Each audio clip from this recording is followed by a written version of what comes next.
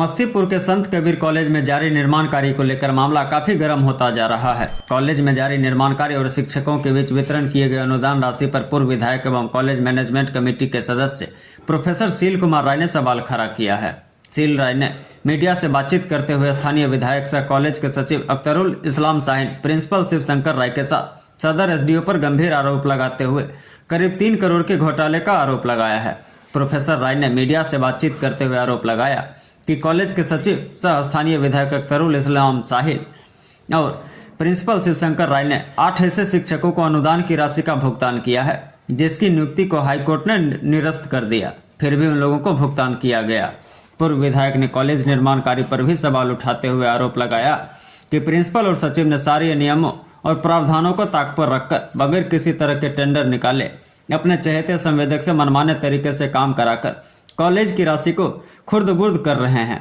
इसकी लिखित शिकायत उन्होंने वाइस चांसलर और राज्यपाल को आवेदन देकर जांच कर उचित कार्रवाई की मांग की है। इधर कॉलेज के प्रिंसिपल शिवशंकर राय ने पूर्व विधायक के आरोपों का खंडन करते हुए इसे पूरी तरह से मनगढ़ंत बताया। मीडिया से बातचीत करते हुए उन्होंने बताया कि परीक्षा के दौरान एक छात्र की मौत के बाद कॉलेज शासकीय निकाय के सचिव विधायक अख्तरुल इस्लाम शाहीन और सदर एसडीओ के प्रयास से काफी साल से बंद कॉलेज के खाता को खुलवाया गया और कॉलेज में विकास कार्य शुरू किया गया।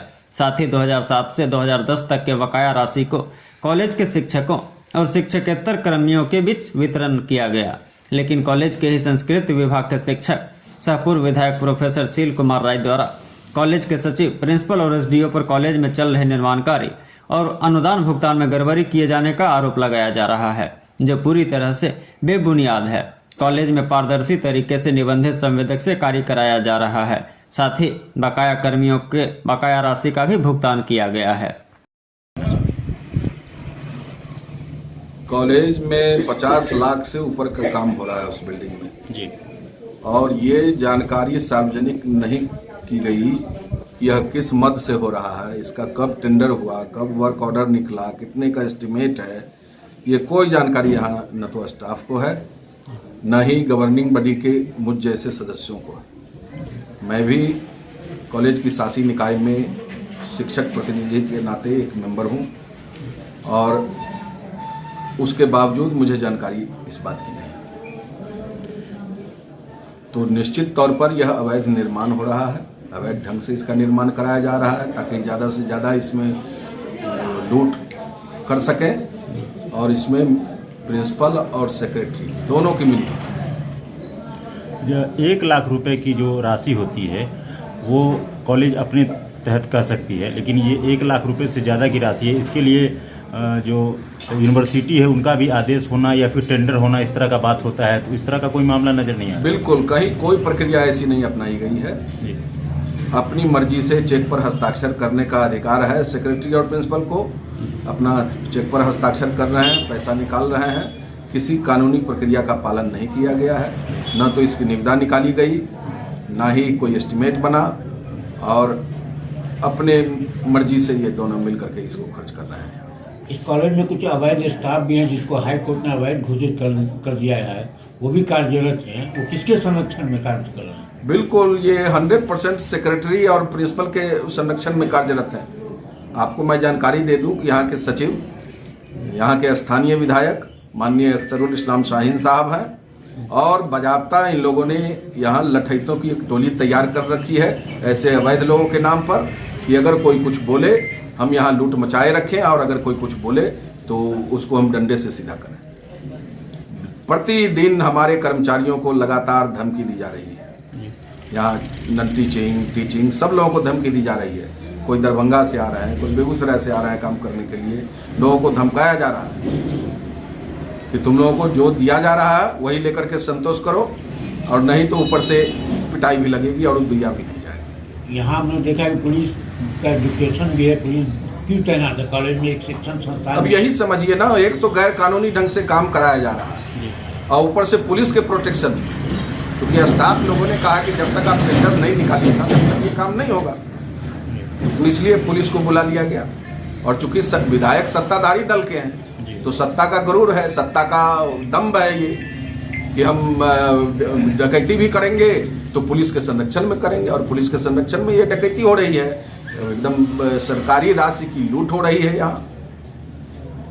और अवैध लोग जो है वो कहता है हम लोग साथ दीजिए आप लोग कुछ लगातार कुछ विद्यार्थियों के द्वारा यह आरोप लगता रहा है कि जो राशि होते हैं उससे ज़्यादा पैसा यहाँ पर लिया जाता है, जो रसीद काटा जाता है उससे ज़्यादा पैसा लिया जाता है। ये क्या मामला है? बिल्कुल, एक फॉर्म की कीमत 200 रुपये है जी, और विद्यार्थी से 250 रुपया लिया जाता है, 260 रुपया लिया जाता है। तो अब ये समझिए कि एक फॉर्म में ही सिर्फ 260 माने 60 रुपया ज़्यादा ले लिया जाता है। फिर आगे और जो रसीद जाता है वो कटवाने के लिए, तो उसकी अलग से उसमें अलग से उसको राशि देनी पड़ती है। मतलब ले दे करके लगभग एक विद्यार्थी को 100-200 रुपया वो देना पड़ जाता है एक्स्ट्रा। लगभग 2000 स्टूडेंट होंगे यहाँ पर। अगर एक विद्यार्थी 100-200 रुपये देते हैं तो राशि अत्यधिक हो जाती है। बिल्कुल। तो कहीं ना कहीं ये जो राशि है वो आपस में जो यहाँ के कर्मचारी हैं या फिर मान लीजिए जो प्रिंसिपल साहब हैं, तो ये लोग आपस में बंदरबांट करते होंगे। यहाँ तो जो सरकार भेजती है हम लोगों के लिए राशि जी, कर्मचारियों को, तो वो तो मिलता नहीं है सही से, उसमें लूट मची हुई है। जी, अब आप समझ रहे हैं कि वो जो अवैध रूप से जो लोग वसूली कर रहे हैं वो क्यों देंगे कर्मचारियों को? वो तो सारा प्रिंसिपल के जेब में जाता है या फिर सेक्रेटरी के जेब में जाता है। सरकारी राशि का जो बंदरबांट कब से चल रहा है इस कॉलेज में? देखिए, अभी इस गवर्निंग बॉडी से पहले एक एडक कमेटी यहाँ बनी थी और उस एडक कमेटी के सेक्रेटरी थे पूर्व विधान पार्षद दिलीप कुमार चौधरी जी, जो अभी सीएम साइंस कॉलेज के प्रिंसिपल भी हैं। तो वो सेक्रेटरी थे और प्रिंसिपल थे यही डॉक्टर शिवशंकर राय। तो इन दोनों की मिली भगत से, हालांकि उस समय में यूनिवर्सिटी ने इनका वित्तीय पावर सीज कर रखा था, लेकिन एडमिनिस्ट्रेटिव पावर दिए हुए था, इसलिए ये स्टाफ की लिस्ट यही बना करके भेजते थे जो सेक्रेटरी के पास, और साइन करने के लिए जीडी कॉलेज बेगूसराय के प्रिंसिपल थे यहाँ युवा, तो उनके और सेक्रेटरी उस समय थे दिलीप चौधरी, उनके संयुक्त हस्ताक्षर से ये पैसे की निकासी होती थी और रिकमेंडेशन इनका होता था। इस प्रिंसिपल जो अभी वर्तमान में प्रिंसिपल है, इनका रिकमेंडेशन होता था। तो वो बजाता हमने दिया है आपको वो पेपर, जिस पर वर्तमान प्राचार्य का भी सिग्नेचर है, वो जीडी कॉलेज बेगूसराय के जो प्रिंसिपल हैं डॉक्टर राम अवधेश कुमार, उनका भी सिग्नेचर है, और जो उस समय के सचिव थे दिलीप कुमार चौधरी जी, उनका भी सिग्नेचर है। वो जो पे एडवाइस जो बैंक को भेजा गया है उसकी कॉपी हमने आपको दी है, और आप देखेंगे कि जिनको हाईकोर्ट ने अवैध करार दिया है वो आप उस लिस्ट से मिलान करेंगे तो आप देखेंगे पाएंगे कि उसमें उन तमाम लोगों के नाम पर निकासी है पैसे, और उसी समय से लगातार ये जारी है। हर महीने उन लोगों को राशि दी जाती है जिनको हाईकोर्ट ने अवैध घोषित कर दिया है, और जो अनुदान का पैसा आता है उसमें से भी 1 करोड़ 2007-10 का हमारा अनुदान है 1 करोड़ 28 लाख का, और समझिए कि 7-10 से लेकर के अभी तक का इंटरेस्ट हुआ 45 लाख रुपया उसमें, तो कुल 1 करोड़ 75 लाख के लगभग वो सारा अमाउंट है, और उस अमाउंट में से मात्र 60 लाख रुपया हम लोगों को दिया गया है। जो वैध कर्मचारी हैं उनको मात्र 60 लाख रुपया दिया गया है। आज की तारीख में भी 1 करोड़ 15 लाख रुपया वो जमा है वहाँ, लेकिन वो जमा है नहीं, उसी में से 60 लाख रुपया वो निकाल करके उन लोगों को दे दिए, ये वर्तमान सचिव उन लोगों को दे दिए जिनको हाईकोर्ट ने अवैध घोषित कर रखा है, और हर महीने जो राशि उनको दी जा रही है कॉलेज की इनकम से वो अलग। तो ये समझिए कि दिलीप कुमार चौधरी जी के समय से लेकर के अभी तक 3 करोड़ से ऊपर की राशि का बंदरबांट यहाँ किया गया है, गबन किया गया है, और वर्तमान प्राचार्य और तत्कालीन सचिव और वर्तमान सचिव की मिलीभगत से ये सारा चीज हुआ है। यहाँ पैसे की लूट मची है, और जिन लोगों ने अपना हड्डी गला गला करके इस महाविद्यालय की इमारत को खड़ा किया है, आज उनके बच्चे भूखे सो रहे हैं। उनके भयानक ठंड में उनके बदन पर एक गर्म कपड़ा तक नहीं है। लोग यहाँ पेट बांध करके, माननीय के पाठक साहब जो अपनी कर्तव्य निष्ठा के लिए मशहूर माने जाते हैं, उनके आदेश का हवाला दे करके यहाँ सुबह सवेरे लोगों को बुलाया जाता है। लोग ठिठुरते हुए आते हैं, काम करते हैं यहाँ, फिर शाम में यहाँ से लौट करके जाते हैं और पेट में एक दाना नहीं रहता है। सरकार से आप क्या मांग करना है? हम सरकार से यह मांग करते हैं कि इसकी जांच निगरानी विभाग से कराई जाए, और अविलंब जो दोषी हैं उनको गिरफ्तार करके जेल के अंदर डाला जाए। यही हम लोगों की मांग है। देखा जाए सर, सबसे पहले यहाँ एक हादसा हुई थी उसके बाद से हमारा शासी निकाय का सचिव अख्तरुल इस्लाम शाहीन साहब, जो यहाँ के विधायक भी हैं, और एसडीओ साहब, इन लोगों ने काफ़ी ध्यान दिया। और जो राशि हमारा इंडियन बैंक में 10 साल से पड़ी हुई थी, जिसके लिए हमने राज्यपाल को लिखा, हमने बिहार सरकार को लिखा, और यूनिवर्सिटी से कई चिट्ठियां कुलपति और कुलसचिव का आई, उसके बावजूद भी इस बैंक के मैनेजर वेतन नहीं दे रहा था, हमारी राशि को रोके हुए था। उसमें हमारे अनुमंडलाधिकारी का अहम भूमिका रहा और उन्होंने उस राशि को निर्गत करा। और हमने अपने शिक्षक शिक्षकेतर के बीच में वेतन का भुगतान, जो विधिवत रूप से हमारे शिक्षक और शिक्षकेतर लोग बहाल हैं, उनके बीच में हमने अनुदान को आरटीजीएस के माध्यम से बंटवारा किया। जो भी कहा जा रहा है कि हमारे ऊपर घोटाला की बात, उस बात में कोई जान नहीं है, निराधार है। कहीं से कोई साक्ष्य आपको नहीं मिल सकता है, इसलिए कि पैसे को आरटीजीएस के माध्यम से आप किसी और शिक्षक शिक्षकेतर से पूछ सकते हैं कि उनको जितनी राशि खाते पर गया आरटीजीएस से उतना मिला कि नहीं मिला। इसलिए कहीं कोई घोटाला नहीं है। जो लोग कहते हैं या हमारे जो लोग कहते हैं कि घोटाला, या जिनके बीच में शिक्षकों को कहा गया कि वे गुंडे लोगों को बांटा गया, ऐसी बात को मैं निंदा करता हूं कि वैसे लोग, बोलने वाले लोग गलत करते हैं। और अगर बोले हैं तो खुद उनके विषय में कोई छात्र नहीं है, फिर भी उनको हम पैसा दिया है, लेकिन कहीं से कोई गलती नहीं हुई है। यह मकान वर्षों से जैसे तैसे है। अब इसकी नौबत है कि अगर इसका रक्षा नहीं कराया जाए, इसका प्लास्टर नहीं कराया जाए, तो मकान किसी समय गिर सकता है।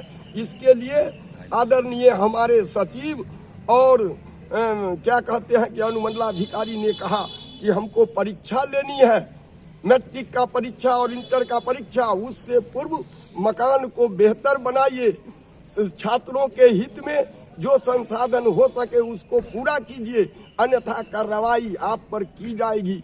तब मैंने इसको व्यवस्था किया है और विधिवत रूप से निबंधित अभिकर्ता के द्वारा इस काम को भी कराया जा रहा है।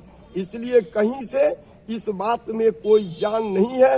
बोलने वाले लोगों पर मैं निंदा करता हूं कि यहाँ घोटाला, 1 रुपये की घोटाला का कोई अगर पकड़ लेगा तो आप जो कहिए हम गुलामी करेंगे। आज तक हम 5 बरस 10 महीने से यहाँ पर हैं।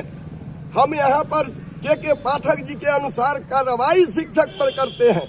जो शिक्षक कायर हैं, जो काम नहीं करते हैं, जिनके विषय में छात्र नहीं है, वो भयभीत है कि कल से मेरा वेतन बंद हो जाएगा। इसलिए वो लोग एक तरह से कहिए, यहाँ समाज में हमारे कॉलेज पर गलत लोगों को, अपने द्वारा संपोषित गुंडों को भेजकर हमारे शिक्षक को गाली दिया गया, पीटने की धमकी दी गई, रिवॉल्वर उनके सीने में ताना गया। हमने कार्रवाई किया और वे गुंडे आकर हमारे प्रशासनिक काम में, हमारे कॉलेज में हमारे पास अभी कुर्सियों की कमी है, वो आकर के बैठ जाएंगे और हमारे प्रशासनिक व्यवस्था को डिस्टर्ब करते हैं। हम उस पर कार्रवाई करते हैं तो उनके संपोषण करने वाले लोगों को तकलीफ होती है और हमारे कार्य को बाधा डालते हैं कि शिकायत आपने कहाँ की थी? इसको लेकर शिकायत कहाँ की थी? जो व्यवधान उत्पन्न हुआ था काम के दौरान, इसकी शिकायत कहाँ की? हाँ, इसकी शिकायत हमने अनुमंडलाधिकारी के यहाँ किया। इसमें एक और बात नहीं है, जो पद स्वीकृत है, अरे जो यहाँ स्वीकृत पद है उसी के अगेंस्ट में पैसा दिया गया है। नहीं, ये आरोप लगाया जा रहा है कि हाई कोर्ट ने, माननीय हाई कोर्ट ने जिस स्टाफ लोगों को जिसकी नियुक्ति को अवैध करा दिया, उसको भी पेमेंट मिल रहा है प्रिंसिपल साहब और सचिव साहब के हस्ताक्षर से। नहीं, हाई कोर्ट ने भी हम लोगों के पास मिला। आपको जो साक्ष्य मिला है उसमें 2 तरह की बातें हैं सर जी। बात ये है कि उन लोगों ने कहा कि 19/4/2007 से पूर्व के लोगों का जो चयन समिति हुआ उसमें मेरा भी चयन समिति कराया जाए। तो चयन समिति के लिए रिजेक्ट किया कि चयन समिति अभी उनका नहीं हुआ है, लेकिन पैसा हमने कानून के तौर पर पैसा जो मिलता है सरकार के 1846 संकल्प के आधार पर जो लोग काम किए हैं उनको पैसा देना है। इसलिए वैसे लोगों को, काम करने वाले लोगों को मैंने पैसा दिया है, कोई गैर लोगों को पैसा नहीं दिया है, मेहनत करने वाले लोगों को। और साथ साथ वह पैसा 2007 से 10 का है। 2007 से 10 में जिन लोगों ने काम किया उनको मैंने पैसा दिया। क्या शुभ नाम?